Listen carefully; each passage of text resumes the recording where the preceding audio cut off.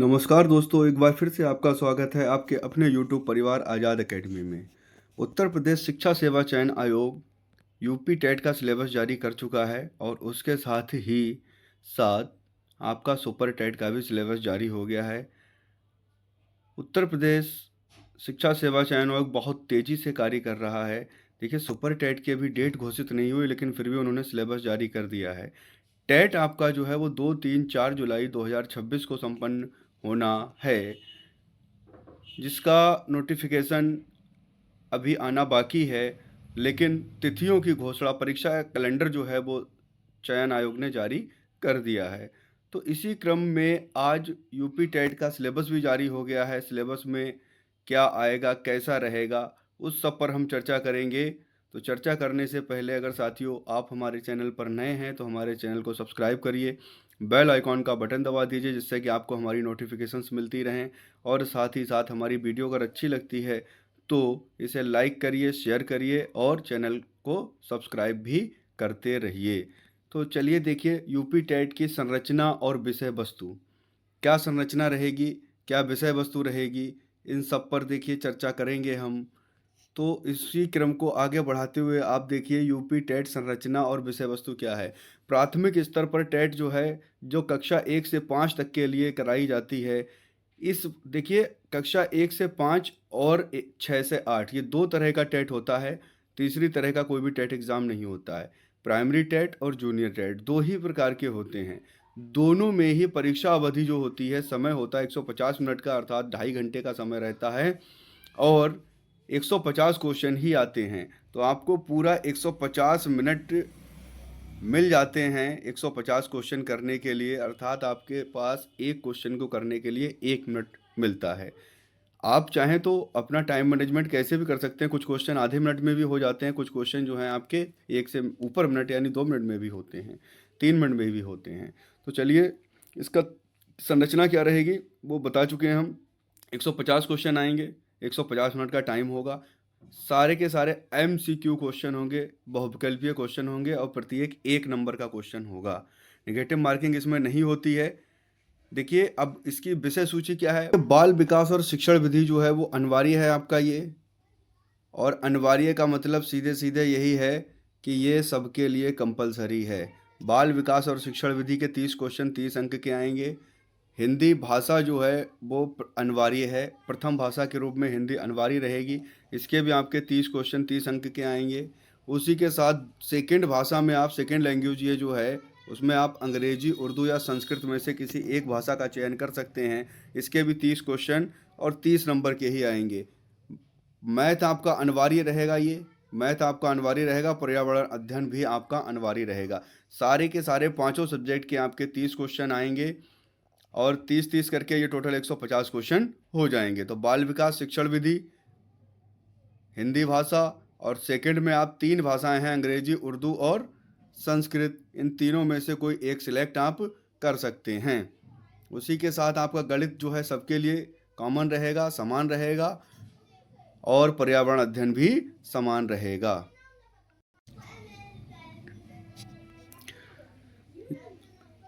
अब देखिए, इसका सिलेबस किस आधार पर होगा, किस तरह का होगा, वो देख लीजिए आप। ये तो हमने आपको विषय बता दिए कौन कौन से विषय आएंगे। तो पेपर फर्स्ट आपका 1 से 5 तक के लिए है। प्राथमिक बाल विकास, देखिए सबसे पहले आपका जो है पहला पोर्शन 1 से क्वेश्चन नंबर 30 तक आपके जो आते हैं वो बाल विकास के आते हैं। तो पहला आपका बाल विकास एवं शिक्षण विधियाँ आएंगी। इसमें क्या क्या होगा? बाल विकास में आपका होगा बाल विकास, ये देखिए आपका इसमें होगा बाल विकास का अर्थ, आवश्यकता तथा क्षेत्र। बाल विकास की अवस्थाएं: शारीरिक विकास, मानसिक विकास, संवेगात्मक विकास, भाषा विकास, अभिव्यक्ति क्षमता का विकास, सृजनात्मकता एवं सृजनात्मक क्षमता का विकास। ये सारे के सारे टॉपिक आपके बाल विकास के अंतर्गत कवर किए जाएंगे। इसी के साथ आपका जो है वो बाल विकास के आधार एवं उनको प्रभावित करने वाले कारक भी आएंगे, और वंशानुक्रम, वातावरण, पारिवारिक, सामाजिक, विद्यालय संरचना का माध्यम, ये टॉपिक भी आपका बाल विकास के अंतर्गत ही, ये वाला टॉपिक भी आपका आ जाएगा। आगे आपका जो है वो सीखने का अर्थ तथा सिद्धांत, ये टॉपिक आएगा। इसमें अधिगम, सीखने का अर्थ प्रभावित करने वाले कारक, अधिगम की प्रभावशाली विधियां ये आएंगी, अधिगम के नियम, थॉर्नडाइक के सीखने के मुख्य नियम एवं अधिगम में उनका महत्व, ये टॉपिक आएगा आपका। अधिगम के प्रमुख सिद्धांत तथा कक्षा शिक्षण में इनकी व्यवहारिक उपयोगिता, थॉर्नडाइक का प्रयास एवं त्रुटि का सिद्धांत, पावलोव का संबद्ध प्रतिक्रिया का सिद्धांत, स्किनर का क्रिया प्रसूत अधिगम सिद्धांत, कोहलर का सूझ या अंतर्दृष्टि का सिद्धांत, प्याजे का सिद्धांत, ये सारे के सारे आपके सिद्धांत इसमें कवर करे जाएंगे। और शिक्षण विधाएं आएंगी, शिक्षण का अर्थ, उद्देश्य, संप्रेषण, शिक्षण के सिद्धांत, शिक्षण के सूत्र, शिक्षण प्रविधियां आदि जो हैं ये सब आपकी पूछी जाएंगी। इसी के साथ आपकी समावेशी शिक्षा निर्देशन एवं परामर्श ये भी पूछा जाएगा। इसमें शैक्षिक समावेशन से क्या अभिप्राय है, पहचान क्या है, इसके प्रकार क्या है, निराकरण क्या है, आदि आदि सब पूछे जाएंगे।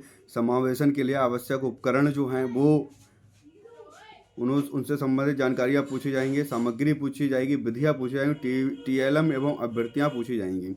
समावेशी बच्चों का अधिगम तक जांचने हेतु आवश्यक टूल्स एवं तकनीकी पूछी जाएगी। ठीक है। समावेशी शिक्षा क्या होती है, जिसमें सारे हर प्रकार के, ना तो उसमें कोई लिंग भेद हो, ना कोई जैसे जिसे बोलते हैं हम कि जो कमज़ोर बच्चे हैं, ऐसे सब बच्चों को एक साथ बैठाकर एक ही क्लासरूम में शिक्षा देना समावेशी शिक्षा होती है। तो समावेशी बच्चों हेतु निर्देशन एवं परामर्श क्या क्या हैं ये सब पूछा जाएगा। परामर्श में सहयोग देने वाले विभाग, संस्थाएं पूछी जाएंगी। मनोविज्ञान शाला उत्तर प्रदेश प्रयागराज, मंडलीय मनोविज्ञान केंद्र, मंडल स्तर, जिला चिकित्सालय, जिला शिक्षा एवं प्रशिक्षण संस्थान, डाइट मेंटर, पर्यवेक्षण एवं निरीक्षण तंत्र, ये सब पूछे जाएंगे। और इसी के साथ साथ आपका जो है पर्यवेक्षण एवं निरीक्षण तंत्र हो ही गया। समुदाय एवं विद्यालय की सहयोगी समितियां और सरकारी एवं गैर सरकारी संगठन, बाल अधिगम में निर्देशन एवं परामर्श का महत्व, ये भी आपका टॉपिक में पूछा जाएगा। और आगे देखिए आपका अधिगम और अध्यापन। अधिगम और अध्यापन से आपका क्या क्या पूछा जाएगा। बालक किस प्रकार सोचते हैं, सीखते हैं, बालक विद्यालय में प्रदर्शन में सफलता कैसे प्राप्त करते हैं, इन सब टॉपिकों को कवर किया जाएगा।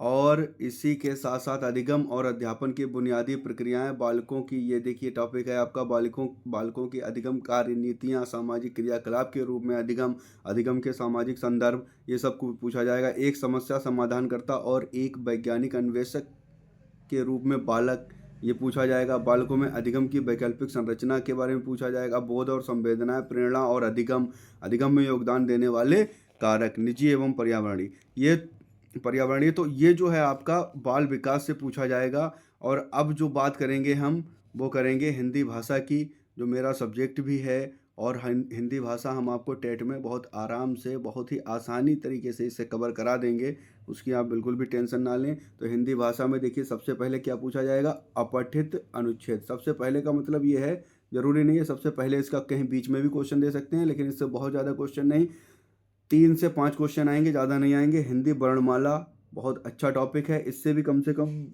3-4 क्वेश्चन आ जाएंगे, 2 से 3 क्वेश्चन तो 100% आएंगे ही आएंगे। वर्णों के मेल से मात्रिक तथा अमात्रिक शब्दों की पहचान।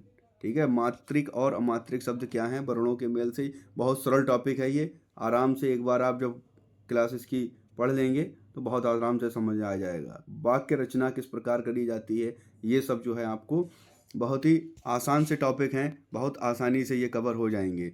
हिंदी की सभी ध्वनियों के पारस्परिक अंतर की, ये देखिए हिंदी के सभी ध्वनियों के पारस्परिक अंतर की जानकारी, विशेष रूप से देखिए तीनों सा हैं। ठीक है, सा सा सा, बा वा, ढा ढ़ा ढा, ढा ढा ढ़ा, और ये होते हैं, ठीक है, अंगा, छा छा, णा, और ना की ध्वनियों में क्या अंतर है, ये सब जो है टॉपिक, ये भी बहुत सरल से मतलब जो है एक मुश्किल से 10 मिनट में आप सब कुछ समझ जाएंगे। हिंदी भाषा की सभी ध्वनियों, वर्णों, अनुस्वार, अनुनासिक और चंद्रबिंदु में अंतर, ये सब आपका पूछा जाएगा। संयुक्त अक्षर एवं अनुनासिक ध्वनियों के प्रयोग से बने शब्द। ठीक है, संयुक्त अक्षर, छात्राज्ञा, ये संयुक्त अक्षर हैं, इनके और अनुनासिक ध्वनियाँ जो वर्गों के पंचमाक्षर हैं, सारे के सारे अनुनासिक हैं, उनसे बने शब्द जो हैं उनका प्रयोग किस प्रकार करना, ये सब कुछ पूछा जाएगा। सभी प्रकार की मात्राएं पूछी जाएंगी। मात्राएं आपकी देखिए जो भी आ ई उ री, ठीक है, और इसके बाद ए ओ और ये जो भी मात्राएं हैं इन सब की सभी मात्राएं ये पूछी जाएंगी। ब्राह्म चिन्हों यथा, देखिए अब कौन कौन से ब्राह्म चिन्ह हैं आपके, अल्प ब्राह्म है, अर्ध ब्राह्म है, पूर्ण ब्राह्म है, प्रश्नवाचक है, विस्मयबोधक है। इन चिन्हों का प्रयोग कहाँ कब कैसे करते हैं और कौन सा चिन्ह किस प्रकार बनता है, इसमें से क्वेश्चन आपके आते हैं। इसके अलावा देखिए शब्दावली में आपका विलोम शब्द आ जाएंगे, समानार्थी आ जाएंगे, तुकांत अतुकांत समान ध्वनियों वाले शब्द ये पूछे जाएंगे।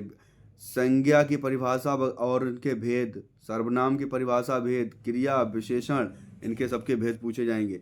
वचन लिंग एवं काल ये सब पूछा जाएगा। और इसी के साथ जो है आपका प्रत्यय उपसर्ग तत्सम तद्भव देशज शब्दों की पहचान एवं उनमें अंतर, ठीक है, इनमें पहचान क्या है और अंतर क्या है ये पूछा जाएगा।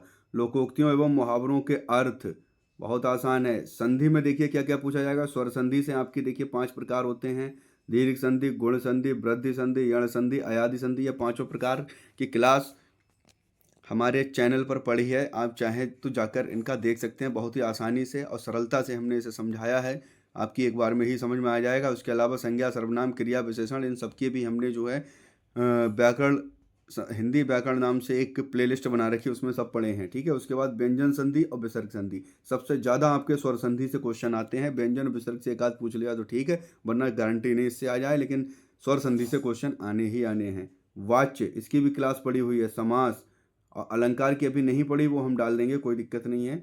वाच्य और समास अलंकार इनके भेद वगैरह पूछे जाएंगे। कवियों एवं लेखकों की रचनाएं ये थोड़ा सा ये भी पूछा जाएगा। तो ये तो आपका हिंदी व्याकरण और थोड़ा सा साहित्य से पूछा गया। अब इसके अलावा जो है आपका और क्या क्या पूछा जाएगा वो देखिए। अब जो वाक्य पूछा जाएगा वो आपका पूछा जाएगा कि अधिगम और अर्जन भाषा विकास का अध्यापन कैसे, अधिगम और अर्जन भाषा अध्यापन के सिद्धांत, सुनने और बोलने की, ये इससे 3 या 2-3 क्वेश्चन 4 क्वेश्चन पूछ लेते हैं, ज़्यादा नहीं पूछते हैं। सुनने और बोलने की भूमिका, भाषा का कार्य तथा बालक इसे किस प्रकार एक व्याकरण के रूप में प्रयोग करते हैं। मौखिक और लिखित रूप में विचारों के संप्रेषण के लिए किसी भाषा के अधिगम में व्याकरण की भूमिका पर निर्णायक संदर्भ। एक भिन्न कक्षा में भाषा पढ़ाने की चुनौतियाँ, भाषा की कठिनाइयाँ, त्रुटियाँ और विकार, ये सब आपका हिंदी में पूछा जाएगा। तो ये तो आपका हिंदी का रहा। अब आगे बढ़ते हैं हम। और इसके अलावा देखिए अभी थोड़ा सा बचा है भाषा कौशल। भाषा कौशल कौन कौन से हैं, ठीक है। भाषा बोधगम्यता प्रवीणता का मूल्यांकन करना, बोलना सुनना पढ़ना और लिखना, ठीक है। हालांकि इसमें देखिए क्रम थोड़ा सही नहीं लिखा है, ये सुबोपली होता है। सबसे पहले सुनना होता है, फिर बोलना होता है, फिर पढ़ना और उसके बाद लिखना, ये इनका सही क्रम है। सुबोपली है, सुबोपली। तो सुबोपली क्या है वो समझ लीजिए, ठीक है। सु से सुनना, बो से बोलना, पा से पढ़ना, ली से लिखना। तो ये भाषा विकास का क्रम होता है। और सबसे पहले बच्चा सुनना सीखता है, फिर बोलता है, उसके बाद पढ़ना, उसके बाद लिखना, ये क्रम होता है। ये भाषा विकास का क्रम है। तो हालांकि इसमें थोड़ा सा क्रम सही नहीं लिखा है, वो कोई बात नहीं, उन्होंने केवल बोलना सुनना पढ़ना लिखना ये बताया है आपको कि ये चारों पूछे जाएंगे। इसके अलावा आपका जो है वो आपका अध्यापन, अधिगम सामग्रियाँ, पाठ्य पुस्तक, मल्टीमीडिया सामग्री, कक्षा का बहुभाषाई संसाधन, ये पूछा जाएगा। उपचारात्मक अध्यापन, उपचारात्मक अध्यापन का बहुत महत्व है, इसे थोड़ा सा ध्यान से आपको पढ़ना पड़ेगा और देखना पड़ेगा। अब बात करेंगे हम जो आपका जैसे फर्स्ट लैंग्वेज आपकी हिंदी हो गई, अब बात आएगी इंग्लिश की। सेकेंड लैंग्वेज में अगर आप इंग्लिश सेलेक्ट कर लें तो क्या क्या आएगा इसमें, अनसीन पैसेज आएगा, 10 सेंटेंस आएगा, वाक्य आएंगे, अनसीन पैसेज आएगा, ठीक है। अब सेंटेंस में क्या आएगा आपका, सब्जेक्ट एंड प्रेडिकेट आएगा, काइंड ऑफ सेंटेंस ये आएंगे, पार्ट ऑफ स्पीच आएगी। इनमें आपका जो है kinds of noun, pronoun, adverb, adjective, verb, preposition, conjunction, ये सब पूछे जाएंगे। टेंस आपके देखो तीनों टेंस पूछे जाएंगे, प्रेजेंट पास्ट और फ्यूचर। आर्टिकल्स पूछे जाएंगे, पंक्चुएशंस पूछे जाएंगे, वर्ड फॉर्मेशन पूछे जाएंगे, ये आपके सब कुछ पूछे जाएंगे। और उसके अलावा जो है आपका एक्टिव एंड पैसिव वॉइस पूछी जाएगी, सिंगुलर प्लूरल पूछे जाएंगे और जेंडर पूछे जाएंगे। तो ये आपका अंग्रेजी में पूछा जाएगा। अंग्रेजी अगर आप लेना चाहते हैं तो आप अगर इंग्लिश पढ़े हुए हैं तो अच्छी बात है, इंग्लिश से आपने एमए कर रखा, बीए में ले रखी, तो आप इंग्लिश ले लीजिए, कोई दिक्कत नहीं। बाकी मैं पर्सनली राय देता हूँ हिंदी के साथ संस्कृत लेने की, क्योंकि आपका 50% सिलेबस जो है संस्कृत का हिंदी में, हिंदी का संस्कृत में कवर हो जाता है। अब हम बात करेंगे एक और दूसरी। अब देखिए 3 लैंग्वेज में से आपको एक सिलेक्ट करना है। तो अंग्रेजी तो हो गई, अब आप इसमें से उर्दू भी ले सकते हैं। अगर आपको संस्कृत कठिन लग रही, उर्दू ले सकते हैं। उर्दू में क्या क्या आएगा आपका? अपठित अनुच्छेद इसमें भी आना है, जवान की फ़नी महारतों की मालूमात आना है, मशहूर अदीबों एवं शायरों की हालात ज़िंदगी और उनकी रचनाओं की जानकारी है, मुख्तलिफ़ अफ़साने अदब जैसे मज़मून, अफ़साना, मरसिया, मसनवी, दास्तान वगैरह की तारीफ़, ठीक है, ये सब आना है। सही इमला, मतलब जो है कोई गलतियां हैं वो देखनी है। इस्म, जमीर, सिफत, मुस्ताद, ये व्याकरण से सब संबंधित है, ये आना है। सनते, तस्बीह, इस्तारा, तलमीह आदि वगैरह आना है। मुहावरे आपके आएंगे। मुख्तलिफ समाजी मसाइल जैसे माहौलियाती आलूदगी, जिनसी, नाबरारी आदि वगैरह सब पूछा जाएगा। और नज़मों कहानियों की ये सब कुछ पूछा जाएगा। तो ये आपका उर्दू से पूछा जाएगा। अब हम आगे बढ़ते हैं। मेन जो है संस्कृत जो आपको हम कवर कराएंगे, तो अपठित अनुच्छेद आएगा आपका संस्कृत से।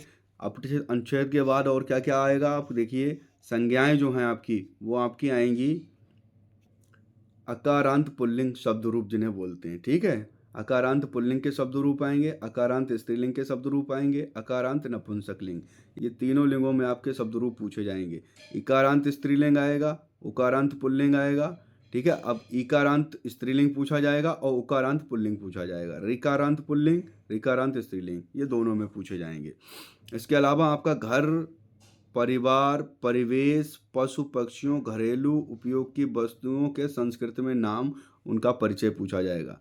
सर्वनाम पूछे जाएंगे, क्रियाएं पूछी जाएंगी। शरीर के प्रमुख अंगों के संस्कृत शब्दों में शब्दों का प्रयोग पूछा जाएगा। संस्कृत के प्रमुख अंगों के संस्कृत शब्दों का प्रयोग पूछा जाएगा। अव्यय पूछा जाएगा। अब देखिए संधि, सरल शब्दों की संधि तथा उनका विच्छेद, ये दीर्घ संधि, ठीक है। तो जैसे इसमें जो संधि पूछी जाएगी वही आपकी हिंदी में भी संधि पूछी जाएगी। सेम संधि का सिस्टम सेम ही रहेगा, उसमें कुछ भी अलग नहीं होगा। इसके अलावा और क्या पूछा जाएगा आपका? लिंग, वचन, प्रत्याहार, स्वर के प्रकार, व्यंजन के प्रकार, अनुस्वार और अनुनासिक व्यंजन। अब वर्णमाला जो संस्कृत में आप पढ़ेंगे वही हिंदी में पढ़ेंगे, कुछ भी अलग नहीं है। थोड़े बहुत वर्ण जो हैं हिंदी में बढ़ गए हैं और इसमें कम है। बाकी देखिए अब इनका जो उच्चारण स्थान वगैरह है ये सब कुछ सेम ही रहेगा। स्वर, व्यंजन एवं विसर्ग संधियाँ, तीनों संधियाँ आएंगी। समास, उपसर्ग, समास भी सेम रहते हैं। पर्यायवाची शब्द, विलोम शब्द, कारक, प्रत्यय, वाच्य, ये सब लगभग सेम ही रहता है व्याकरण। इसीलिए हम कह रहे हैं संस्कृत अगर ले रहे हैं आप, तो हिंदी आप जब तैयार करते हैं तो 50% आपकी संस्कृत भी तैयार हो जाती है। कवियों एवं लेखकों की रचनाएं आएंगी। और भाषा विकास जो है आपका, इसमें भी उसी तरह से पूछा जाएगा जैसे हिंदी में पूछा जाता है। इसके बाद अब देख लीजिए आप गणित। गणित में आपका क्या क्या आएगा? गणित में आपका संख्याओं का जोड़, संख्याएं जो हैं आपकी वो आएंगी और उनका जोड़, घटाना, गुणा, भाग, ये बहुत ही सरल टॉपिक है। लासा और मासा आएगा, भिन्नों का जोड़, घटाना, गुणा, भाग आएगा, दशमलव का जोड़, घटाना, गुणा, भाग आएगा, एक एक नियम आएगा, प्रतिशत आएगा। लाभ हानि आएगा आपका, साधारण ब्याज आएगा, ज्यामितीय आकृतियां और पृष्ठ, कोण, त्रिभुज एवं वृत्त आएगा। धन में आपका रुपया पैसा, इनका जोड़ घटाव आ जाता है, या इतने रुपए में कितने पैसे होते हैं, इस तरह से आ जाता है। मापन आपका समय है, तौल है, धारिता है, लंबाई एवं ताप आएगा। परिमिति आपका त्रिभुज, आयत, वर्ग और चतुर्भुज, इनके परिमाप आएंगे। कैलेंडर से क्वेश्चन पूछा जाता है। आंकड़े आते हैं। आयतन आपका, धारिता, घन, घनाभ ये आता है। क्षेत्रफल आता है। रेलवे या बस समय सारणी आएगी। आंकड़ों का प्रस्तुतिकरण एवं निरूपण। अध्यापन संबंधी मुद्दों में आपके देखिए गणित, ये आपका ये टॉपिक हो गया। गणित, तार्किक चिंतन की प्रकृति वगैरह, पाठचर्या में गणित का स्थान, गणित की भाषा, सामुदायिक गणित, औपचारिक एवं अनौपचारिक पद्धतियाँ, शिक्षण की समस्याएं, त्रुटि विश्लेषण और नैदानिक एवं औपचारिक प्रशिक्षण, ये जो है आपका आएगा। फिर आपका जो है पर्यावरण अध्ययन आएगा, और पर्यावरण अध्ययन में आपका देखिए विज्ञान, इतिहास, भूगोल, नागरिक शास्त्र एवं पर्यावरण, इन सबसे मिलाकर कुल 30 क्वेश्चन आपके पूछे जाएंगे। इनमें सबसे पहला टॉपिक आपका परिवार का आएगा, परिवार से क्वेश्चन होंगे। भोजन, स्वास्थ्य एवं स्वच्छता से क्वेश्चन पूछे जाएंगे। आवास, पेड़ पौधे एवं जंतु से क्वेश्चन पूछे जाएंगे। हमारा परिवेश, मेला, मेला में आपके जहाँ जहाँ भी भारत में और उत्तर प्रदेश की जो प्रमुख मेले हैं उनके बारे में पूछा जाएगा। स्थानीय पेशे से जुड़े व्यक्ति एवं व्यवसाय पूछे जाएंगे, जो स्थानीय आपके पेशे हैं। ठीक है, क्वेश्चन आ जाता है जैसे मान लिया लकड़ी की नक्काशी के लिए कौन सा शहर फेमस है, ताले के लिए कौन सा शहर फेमस है, इस तरह से आपके पूछे जाते हैं। जल से संबंधित क्वेश्चन आएंगे। यातायात एवं संचार आएगा आपका। खेल एवं खेल भावना, कौन कौन से खेल हैं और उनकी मतलब जो है खेल भावनाएं क्या रहती हैं, इन सब से रिलेटेड आपके क्वेश्चन पूछे जाएंगे। और इसके अलावा आपका देखिए भारत की नदियाँ, पर्वत, पठार, वन, यातायात, महाद्वीप एवं महासागर पूछे जाएंगे। हमारा प्रदेश में आपका नदियाँ, पर्वत, पठार, वन और यातायात, इनमें जो भी आपके प्रदेश में हैं उन्हें आप ध्यान से, और संविधान से भी क्वेश्चन पूछे जाते हैं। देखिए संविधान में आपका देखिए शासन व्यवस्था, स्थानीय स्वशासन, ग्राम पंचायत, नगर पंचायत, जिला पंचायत, नगर पालिका, नगर निगम, जिला प्रशासन, प्रदेश की शासन व्यवस्था, व्यवस्थापिका, न्यायपालिका और कार्यपालिका, राष्ट्रीय पर्व, राष्ट्रीय प्रतीक, मतदान और राष्ट्रीय एकता, ये सब पूछे जाएंगे। पर्यावरण में आपकी आवश्यकता, महत्व एवं उपयोगिता, पर्यावरण संरक्षण, पर्यावरण के प्रति सामाजिक दायित्व बोध, पर्यावरण संरक्षण हेतु संचालित योजना, ये पूछी जाएंगी। और इसी से संबंधित आपके अध्यापन के मुद्दे, पर्यावरण अध्यापन की अवधारणा और व्याप्ति, पर्यावरणीय अध्ययन एक महत्व, एकीकृत पर्यावरण अध्ययन, पर्यावरणीय अध्ययन एवं पर्यावरणीय शिक्षा, अधिगम सिद्धांत, विज्ञान और सामाजिक विज्ञान की व्याप्ति और संबंध, अवधारणा प्रस्तुत करने के दृष्टिकोण, क्रियाकलाप, प्रयोग, व्यवहारिक कार्य, चर्चा, ये सब आपके पूछे जाएंगे। सतत व्यापक मूल्यांकन, शिक्षण सामग्री और उपकरण। ठीक है, और लास्ट में आपका समस्याएं, ये सब आपका जो है वो पूछा जाएगा। तो ये आपका देखिए सारा का सारा जो है वो आपका सिलेबस हो गया। अब ये प्राइमरी में आपका पूछा जाता है। तो यही ये प्राइमरी का सिलेबस था आपका। और इसमें अगर जैसे कोई भी समस्या आती है आप कमेंट करिए। अगर कोई समझ में कुछ भी मुद्दा समझ में नहीं आता तो आप कमेंट कर कर पूछ सकते हैं। चलिए साथियों, आज के लिए इतना ही। धन्यवाद। अगली वीडियो में हम आपको सुपर टेट का सिलेबस बताएंगे।